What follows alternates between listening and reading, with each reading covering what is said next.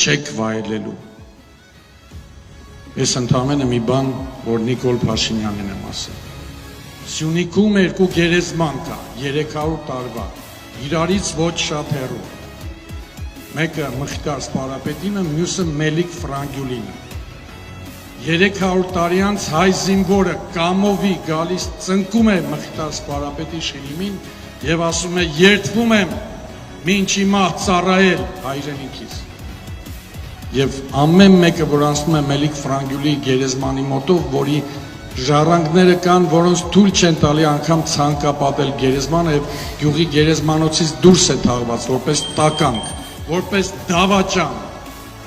Եվ ամեն երեխային գերեզման տանելուց, որ գնում են գերեզման անցավորների շիրիմներին, ասում են բալես մի հատ ճիշի կարա Մելիք Ֆրանգյուլի գերեզմանը։ Ձեր հերթը գալու է։